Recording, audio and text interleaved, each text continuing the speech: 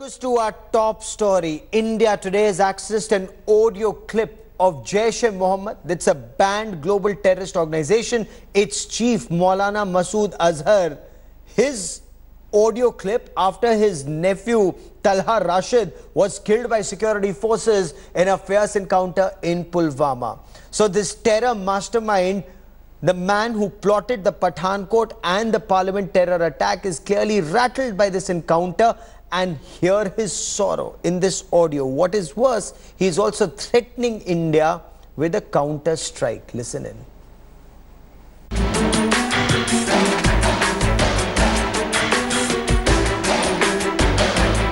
Jaish-e-Mohammed Chief Masood Azhar is in shock after his nephew Abu Talha Rashid was killed in an encounter by the security forces in Pulwama on 6th November. Left frustrated, the terror boss has renewed call for jihad against India. एक दीवाना दिलो दिमाग पर छा गया और उसने ख्यालात से लेकर आंसुओं तक हर जगह अपनी हुकूमत कायम कर ली। फिर कोई और मौजू किस तरह याद रहता? As terror boss talks of jihad, we recall the terror he unleashed against India. The dreaded terrorist is the mastermind of the parliament attack in 2001 and the attack on the Pathankot airbase last year. India has been seeking a global terrorist tag for Masood Azhar at the United Nations Security Council, but China has been blocking the move, the sole nation to oppose sanctions against the terror boss. The dragon has been shielding Masood Azhar by coming up with the sham demand of concrete evidence. But isn't this evidence enough? एक दीवाना दिलो दिमाग पर छा गया और उसने ख्यालात से लेकर आंसुओं तक हर जगह अपनी हुकूमत कायम कर ली। फिर कोई और मौजू किस तरह याद रहता?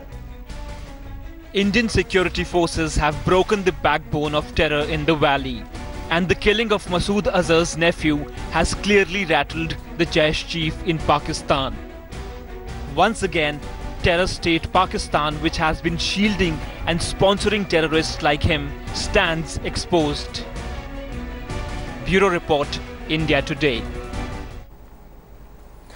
Joining me now from Pakistan is Group Captain Sultan Hali, a noted defense analyst. With me from Delhi is Major General P.K. Sehgal, someone who watches Jammu and Kashmir very closely. Group Captain Hali, recently you and I had a conversation on India Today. The day this terrorist was killed, the day Maulana Masood Azhar's nephew was killed in an encounter with security forces, that time you said, where is proof? Is this proof now, sir, that sitting in Pakistan, you have a terrorist like Maulana Masood Azhar who's crying that his nephew has been killed and he's threatening India with jihad?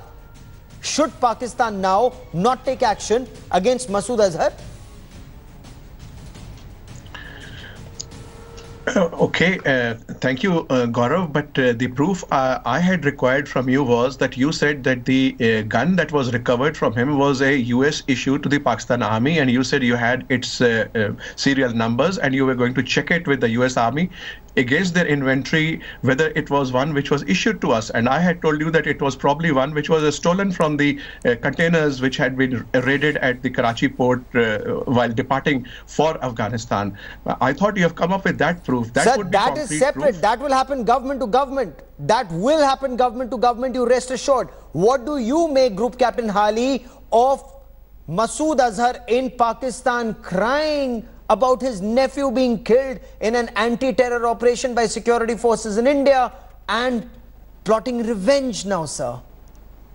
Well, how do I know that Masood Azhar is crying and raving about his nephew, or he's crying and raving about the innocent Kashmiris whom your forces are targeting in the valley? I mean, from this audio clip which you have played twice, I did not hear the word Abu Talha Rashid or his nephew or whatever. And moreover, until Masood Azhar commits a crime within Pakistan, he cannot be arrested, he cannot be tried, he cannot be hanged.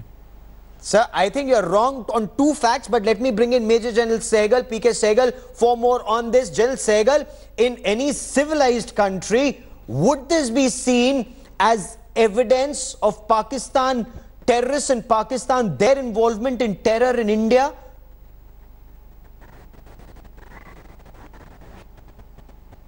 absolutely total proof of what's happening.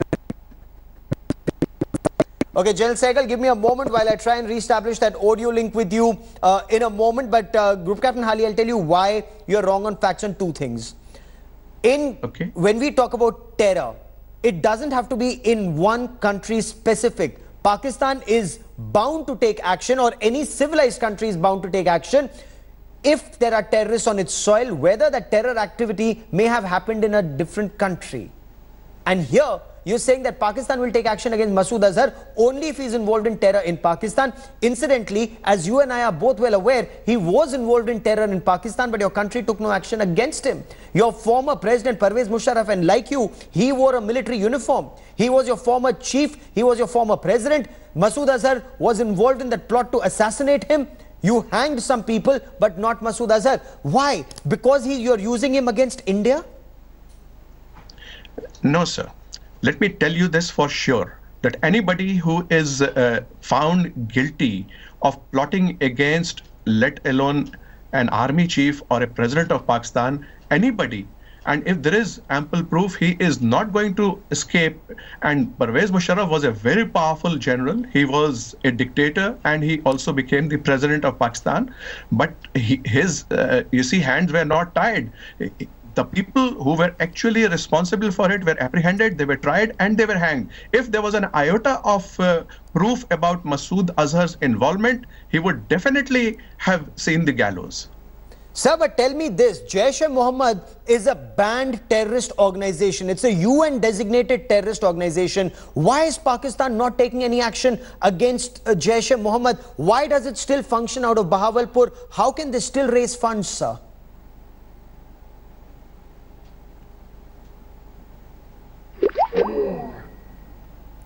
Okay, I'll try and reestablish that link with Group Captain Hali in just a moment. These are uncomfortable questions that neither the Pakistani state nor its experts are able to answer. There's breaking news that's coming in.